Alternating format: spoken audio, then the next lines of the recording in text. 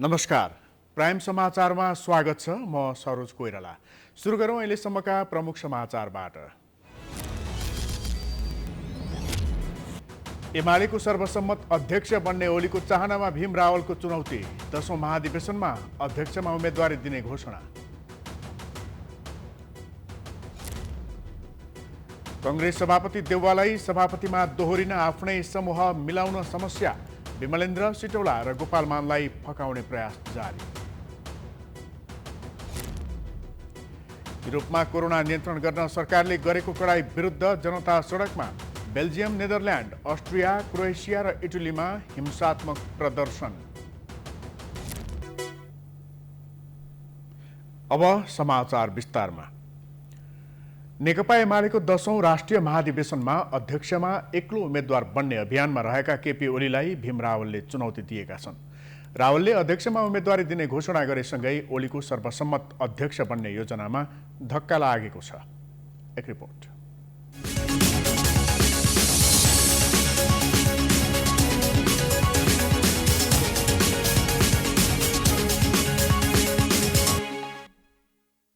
नेकपा एमालेका उपाध्यक्ष भीम रावलले आगामी महाधिवेशनमा अध्यक्ष पदमा उम्मेदवारी दिने घोषणा गरेका छन्। आइतबार रिपोर्टर्स क्लबमा पत्रकार सम्मेलन गरेर रावलले केपी ओली विरुद्ध अध्यक्षमा उम्मेदवारी दिने घोषणा गरेका हुन्। उनले 10 बुँदे सहमति कार्यान्वयन पनि नभएको र महाधिवेशनका विषयमा पार्टीभित्र राम्रोसँग छलफल नगरिएकाले आफू एक्लै अघि बढ्नु परेको बताए। पार्टी बैठकले गरेका निर्णय र अन्तर्पार्टी निर्देशिका लागू नगरिएको प्रति असन्तुष्ट रावलले एमाले आन्तरिक रूपमा रुमल्लिएको बताए। अहिले पार्टीमा देखिएका सबै समस्या समाधान गर्नका लागि आफूले नेतृत्व लिन चाहेको बताउँदै उम्मेदवारी दिने घोषणा गरेका हुन्। पार्टीको विधान महाधिवेशनबाट पारित दस्तावेजमा उल्लेखित र अनुल्लेखित वा स्पष्ट गर्नुपर्ने निम्नलिखित उद्देश्य, लक्ष्य र मान्यताको आधारमा 2078 साल माघ 10 गतेदेखि 12 गतेसम्म चितवन जिल्लामा हुने नेकपा एमालेको 10औं राष्ट्रिय महाधिवेशनमा केन्द्रीय कमिटीको अध्यक्ष पदमा उम्मेदवारी दिने घोषणा गर्दछु।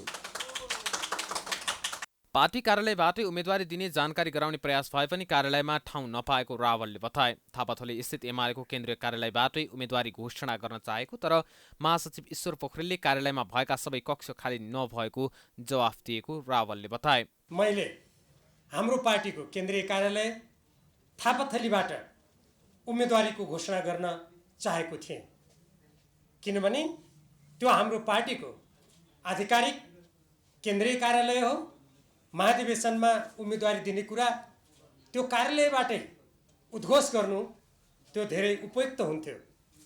तर मैले महासचिवजीबाट के थाहा पाएँ भने अहिले महाधिवेशनको व्यस्तताको कारणले गर्दा त्यहाँ भएको सबै कक्षहरू खाली छैनन्। चितवनमा आगामी मङ्सिर 10 देखि 12 गतेसम्म हुने महाधिवेशनमा वर्तमान उपाध्यक्ष रावलले उम्मेदवारी दिने भएसँगै केपी ओलीको सर्वसम्मत अध्यक्ष बन्ने योजनामा धक्का लाग्ने देखिएको छ। एमाले संस्थापनले महाधिवेशनबाट अध्यक्ष सहितको पदाधिकारी सर्वसम्मत रूपमा छान्ने कसरत गर्दै आएको छ। ओली पक्षका नेताहरूले रावलको उम्मेदवारीलाई अनौपचारिक भन्दै अन्तिमसम्म कायम नरहने अपेक्षा गरेका छन्। होइन, ठिक छ त, त्यस्तो कुरा त अब उम्मेदवारी घोषणा भने चाहिँ निर्वाचनको प्रक्रिया आरम्भ भएपछि उम्मेदवारी दिएपछि मात्रै हाम्रो हुन्छ। अहिले त अनौपचारिक कुरा न हो, होइन? त्यहाँ निर्वाचन प्रक्रियासम्म पुग्दाखेरि उहाँको उम्मेदवारी अब अहिले घोषणा गरे अनुसार कायम रहन्छ कि रहन्न, अब त्यति बेलै थाहा हुने कुरा होइन। त्यसो भने जति बेला हाम्रो निर्वाचन प्रक्रिया आरम्भ हुन्छ त्यो प्रक्रिया आरम्भ हुँदा कसले चाहिँ रजिस्ट्रेसन गर्छ होइन उम्मेदवारीमा, त्यहाँबाट थाहा हुन्छ। उता रावलले भने आगामी 10औं महाधिवेशनमा अध्यक्ष पदमा आफूलाई समर्थन गर्न केपी ओलीलाई आग्रह गरेका छन्। रावलले पनि टिम बनाएर चुनाव लड्ने गरी तयारी थालेको बताइएको छ। तर विगतमा माधव नेपालको साथमा रहेका अन्य नेताहरूले अहिलेसम्म मुख खोलेका छैनन्। रावलले उनीहरूसँग छलफल भए पनि प्यानल बनाउन नपाइने भएकाले आफूले एक्लै उम्मेदवारी दिने घोषणा गरेको बताएका छन्। तर माधव नेपालले एमाले छोडेपछि कमजोर बनेका रावलको उम्मेदवारीलाई अर्थपूर्ण रूपमा हेरिएको छ। समाचारको सिलसिला अझै जारी छ। हामी विश्रामपछि आउँछौँ।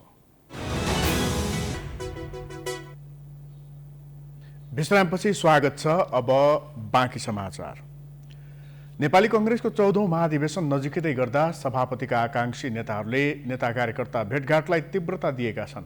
सभापति शेरबहादुर देउवाले एकल उम्मेद्वार बन्ने रणनीति अनुरूप सभापतिका आकांक्षीहरूसँग छलफल सुरु गरेका छन्। आफू एकल उम्मेद्वार बन्न विमलेन्द्र निधि, गोपालमान श्रेष्ठ र कृष्ण सिटौलासँग उनले वार्ता गरिरहेका छन्। एक रिपोर्ट। एक कार्यकाल पुनः सभापतिमा दोहोरिने रणनीतिसहित देउबाले आफ्नो छलफललाई तीव्रता दिएका छन्। पार्टी विभाजनका बेलादेखि सबै कालखण्डमा साथ दिएका सारथी उपसभापति विमलेन्द्र निधि र गोपालमान श्रेष्ठले 14औं महाधिवेशनमा सभापतिमा लड्ने तयारी गरिरहेका छन्। आफ्नै सारथी निधि र श्रेष्ठले चुनौती दिएपछि देउबालाई मुस्किल परेको छ। देउबाले आफ्नो समूहबाट एकल उम्मेद्वार बन्ने प्रयास स्वरूप भेटघाट र छलफललाई तीव्रता दिएका छन्। अहिले जो कोहीले उपसभापतिमा उम्मेदवारी दिने भने पनि अन्तिम समयसम्म सहज परिस्थिति बन्ने देउबा निकट नेता डाक्टर प्रकाश शरण महत बताउँछन्।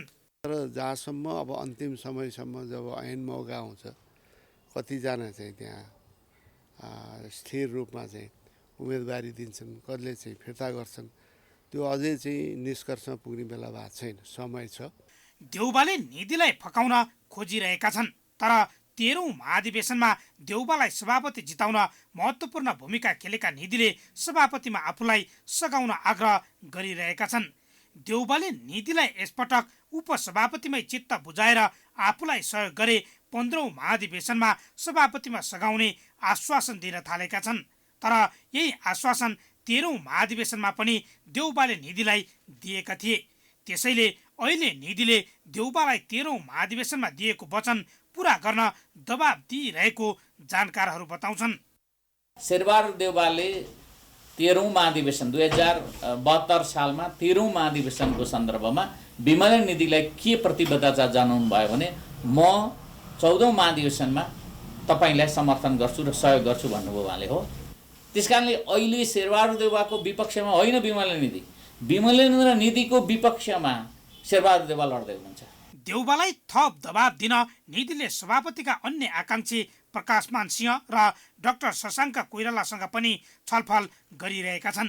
निधि, सिंह र कोइराला बीच सभापति, प्रधानमन्त्री, राष्ट्रपति र सभामुख जस्ता महत्त्वपूर्ण पद बाँडफाँड गरेर भए पनि 3 जना मध्ये 1 जना मात्रै सभापतिको उम्मेद्वार बन्ने विषयमा छलफल गरिरहेका छन्, जसले गर्दा देउबाले यसपटक निधिको साथ पाउने सम्भावना कम देखिन्छ।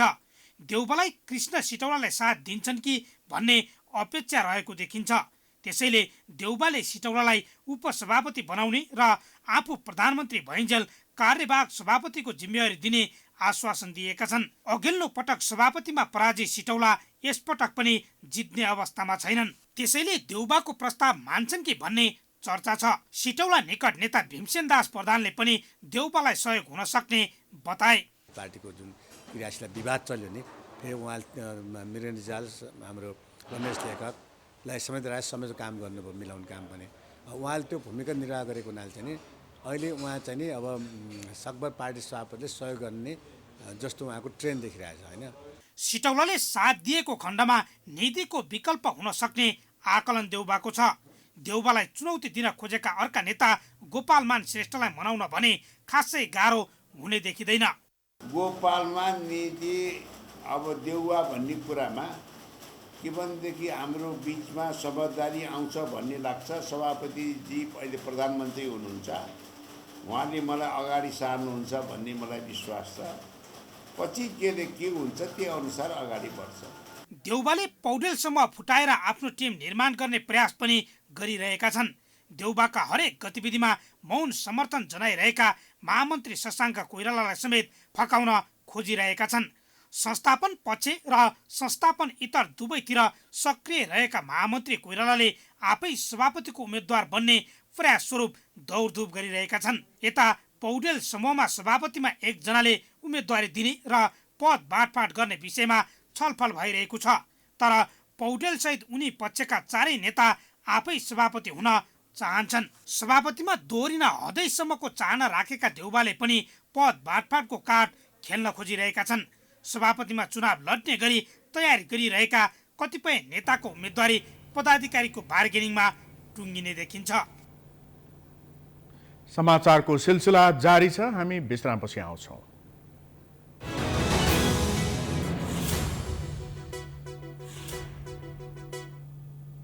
युरोपमा कोभिड-19 संक्रमण बढ्न थालेसँगै लकडाउन सम्बन्धी नयाँ नियमहरूको विरुद्धमा प्रदर्शन हुन थालेको छ।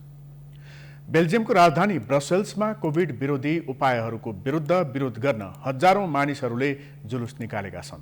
केही प्रदर्शनकारीहरूले प्रहरी अधिकारीहरूमाथि पटौका फालेका थिए। लगत्तै प्रहरीले अश्रु ग्यास र पानीको फोहराले आक्रमण गरेका थिए। प्रदर्शनकारीहरूले कोभिड पास हुँदाहुँदै पनि रेस्टुरेन्ट वा बारमा जान नपाएपछि आक्रोश पोखेका छन्। नेदरल्यान्ड्समा पनि नयाँ लकडाउन नियमहरूको विरुद्ध नयाँ प्रदर्शन भएको छ। रोटरडममा प्रदर्शन हिंसात्मक भएपछि प्रहरीले गोली चलाएको छ। प्रदर्शनकारीले हेगमा आगजनी गरेका छन्। अस्ट्रिया, क्रोएसिया र इटलीमा पनि हजारौं प्रदर्शनकारीहरू सडकमा उत्रिएका छन्।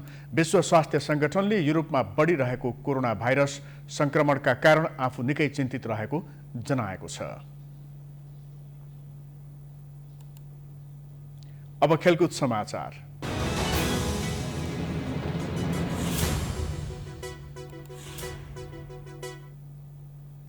घरेलु टिम भारतले न्युजिल्यान्ड विरुद्ध 3 खेलको T20 अन्तर्राष्ट्रिय सिरिजमा क्लिन स्वीप गरेको छ। यससँगै हामी समाचारको अन्त्यमा आइपुगेका छौं। जाँदा जाँदै प्रमुख समाचार पुनः एकपटक। एमालेको सर्वसम्मत अध्यक्ष बन्ने ओलीको चाहनामा भीम रावलको चुनौती। 10औं महाधिवेशनमा अध्यक्ष उम्मेदवारी दिने घोषणा। कांग्रेस सभापति देउवालाई सभापतिमा दोहोरिन आफ्नै समूह मिलाउन समस्या। विमलेन्द्र सिटौला र गोपालमानलाई फकाउने प्रयास जारी। युरोपमा कोरोना नियन्त्रण गर्न सरकारले गरेको कडाई विरुद्ध जनता सडकमा। बेल्जियम, नेदरल्यान्ड, अस्ट्रिया, क्रोएसिया र इटलीमा हिंसात्मक प्रदर्शन।